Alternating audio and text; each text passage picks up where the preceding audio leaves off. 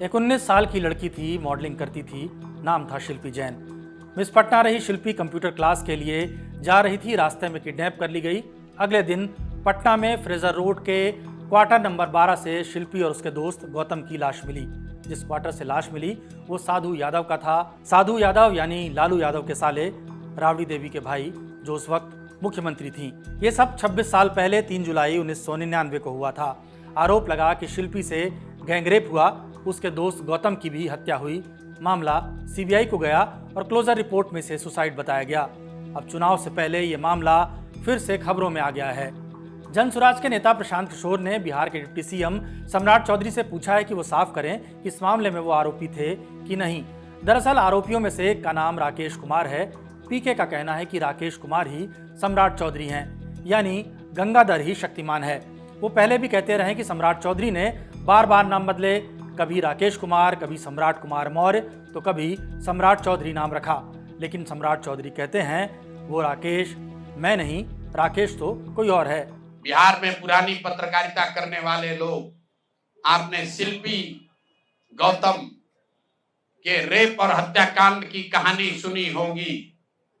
आपने सुना होगा कि लालू जी के जंगल राज का जब चरम सीमा था, जितनी यहाँ माताएं बहनें हैं, जो पढ़े लिखे लोग, समझदार लोग हैं, स्वच्छ छवि वाले बिहार में रहने वाले लोग हैं, याद कर लीजिए शिल्पी गौतम रेप और मर्डर केस, जिसमें एक डॉक्टर के लड़के को और शिल्पी गौतम के साथ ऐसा आरोप लगा था कि उनके साथ सामूहिक बलात्कार और उसके बाद उनकी हत्या कर दी गई थी।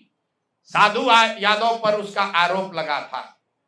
बड़ी हंगामा हुआ, सीबीआई में केस गया। मैं आपके माध्यम से आज पूछ रहा हूं कि क्या अभी के उप मुख्यमंत्री सम्राट चौधरी उर्फ राकेश कुमार उर्फ सम्राट कुमार मौर्य उस केस में संदिग्ध अभियुक्त के तौर पर नामजद थे या नहीं थे, ये प्रेस में वो बता दें, उसके बाद हम उसका डॉक्यूमेंट आपको जारी करेंगे।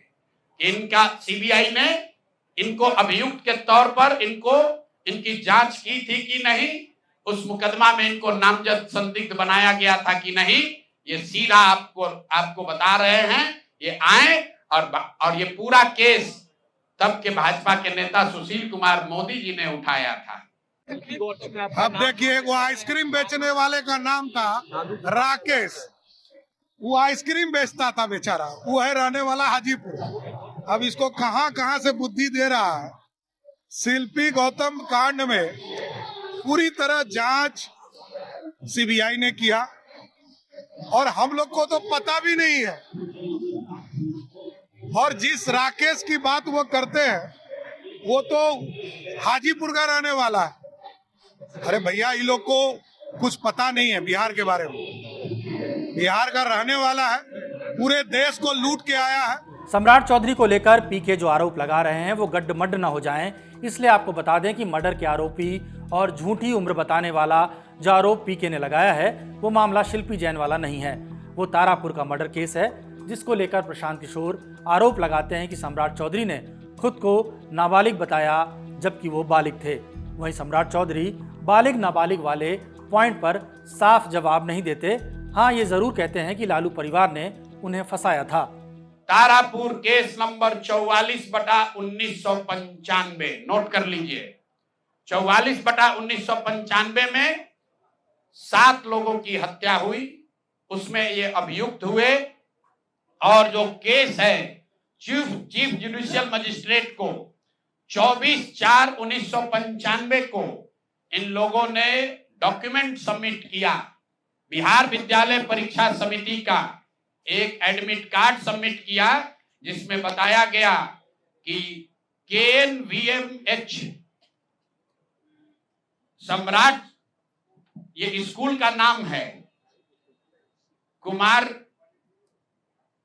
सर एक स्कूल का नाम है, जहां से ये एडमिट कार्ड इशू हुआ है। सम्राट चंद्र मौर्य, पिता का नाम Shakuni Chaudhary, date of birth 1/5/81, result fail, number आया 268, कैटेगरी प्राइवेट। ये सुप्रीम कोर्ट का डॉक्यूमेंट है, जो सम्राट चौधरी ने जमा किया है, जिसमें ये बताया है कि इनका डेट ऑफ बर्थ 81 है, उसके हिसाब से 95 में चीफ जुडिशियल मजिस्ट्रेट ने नाबालिग होने के नाम पर इनको वहां से राहत दी। इनको जेल से निकाला गया क्योंकि ये 15 साल के थे और कानूनन 18 साल से कम उम्र के बच्चे को अभियुक्त के तौर पर जेल पर नहीं रखा जा सकता था। अब ये बात तो पब्लिक की जानकारी में है। अब मैं क्यों कह रहा हूं कि इनको आज अरेस्ट करना चाहिए, क्योंकि 2020 का जो सम्राट चौधरी ने अपना इलेक्शन एफिडेविट दिया है, इसमें अपना उम्र इन्होंने बताया है 51 साल।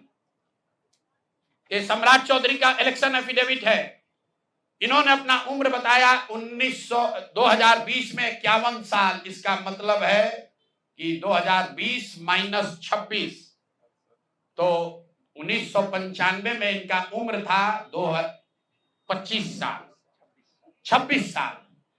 तो 26 साल के उम्र के आदमी को कोर्ट ने गलती से गलत सर्टिफिकेट के आधार पर नाबालिग होने के नाम पर अभियुक्त होने के बावजूद, ध्यान दीजिए, अभियुक्त होने के बावजूद इनको जेल से बरी कर दिया गया था कि ये 15 साल के हैं, जबकि इनका अपना डॉक्यूमेंट बता रहा है कि ये उस समय 26 साल के थे।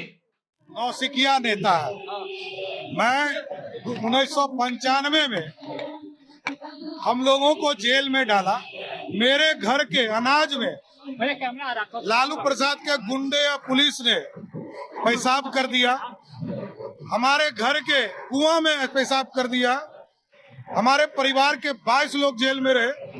नीतीश कुमार जी जो मुख्यमंत्री हैं बिहार के, ये 7 किलोमीटर तक मेरे लिए आंदोलन करते रहे, पैदल चले, और ह्यूमन राइट्स कमीशन ने बिहार की सरकार, तत्कालीन सरकार लालू प्रसाद जी पर कार्रवाई किया और प्लेंटी दिया हमारे परिवार को। आरोप तो बेहद गंभीर हैं कि बिहार के डिप्टी सीएम मर्डर के केस में आरोपी थे, झूठी उम्र बताकर बच निकले। लेकिन सवाल है कि मंत्री अशोक चौधरी की तरह सम्राट चौधरी प्रशांत किशोर पर मानहानि का दावा क्यों नहीं कर रहे। अब आते हैं अशोक चौधरी पर, जो बिहार सरकार में ग्रामीण कार्य मंत्री हैं, नीतीश कुमार के करीबी माने जाते हैं। अवैध तरीके से 200 करोड़ की प्रॉपर्टी बनाने के आरोप के बाद उन्होंने प्रशांत किशोर पर 100 करोड़ की मानहानि का दावा किया है। पीके अब कह रहे हैं कि अगर 7 दिन में केस वापस नहीं लिया तो 500 करोड़ की प्रॉपर्टी का खुलासा करेंगे। वहीं इस मामले में उनकी बेटी सांसद सांभवी और उनके सास ससुर का भी नाम ले लिया गया है। सांभवी भी पॉइंट टू पॉइंट रिबटल नहीं दे पा रही। वैभव विकास ट्रस्ट से न्यास से लोग आकर ये बताएं कि पिछले 1-1.5 साल में 100 करोड़ से ज्यादा की संपत्ति पटना में उस न्यास के माध्यम से कैसे खरीदी गई है। उसमें मुख्य सचिव, यहाँ बिहार के मुख्य सचिव जो हैं, उनके परिवार की महिला हैं, तो अभी इनकी जिम्मेवारी है। मुख्य सचिव यहाँ पर प्रत्यय अमृत हैं, इनकी सास हैं, मुन्ना जी इनकी सास है, प्रत्यय अमृत की सास है, इनकी सासू माँ है, और जियालाल आर्य जी और अनिता कुणाल, ये तीनों लोग बताए। इन्होंने कहा किशोर कुणाल जी का नाम बहुत बड़ा है, तो किशोर कुणाल जी के नाम पर ही कम से कम उनके नाम को दागदार मत कीजिए। समाज ने उनके नाम की बड़ी प्रतिष्ठा है। राजनीति के स्तर को गिरा रहे हैं कि आप राजनीतिक लड़ाई में परिवार को भी लेकर के आ गए हैं, परिवार पे आप आरोप भी लगा रहे हैं, आप पर्सनल अटैक भी कर रहे हैं। बोलने को बहुत कुछ कहा जा सकता है, लेकिन बोलने के लिए मतलब हम इधर से बोलेंगे और फिर वो उधर से बोलेंगे और इसका कोई अंत नहीं है। पर हाँ, जहां तक ट्रस्ट की बात है, ट्रस्ट अपना पक्ष भी रखेगी। ट्रस्ट ने पहले भी, मेरी मदर इन लॉ, मेरे फादर और हम तीनों पहले भी मीडिया में आके कहें कि ये आरोप बेबुनियाद है, ये झूठे आरोप हैं, इसका कोई आधार नहीं है, कोई इस आरोप की कोई एक होता ना बेस, इसका कोई बेस नहीं। वहीं बीजेपी प्रशांत किशोर पर आरोप लगा रही है कि उनकी पार्टी को शेल कंपनियों के जरिए पैसा मिला है। पीके इस पर कहते हैं कि सलाह देकर उन्होंने 241 करोड़ रुपए हासिल किए, 20 करोड़ रुपए का इनकम टैक्स भी दिया। बिहार में चुनाव से कुछ चीजें साफ होने की उम्मीद है, जैसे गंगाधारी शक्तिमान है, यानी राकेश ही सम्राट हैं या नहीं, अशोक चौधरी को मानहानि केस करने का शौक होगा या नहीं, और ये भी कि नेताओं की नींदें उड़ा रहे प्रशांत किशोर कितनी सीटें हासिल कर पाते हैं।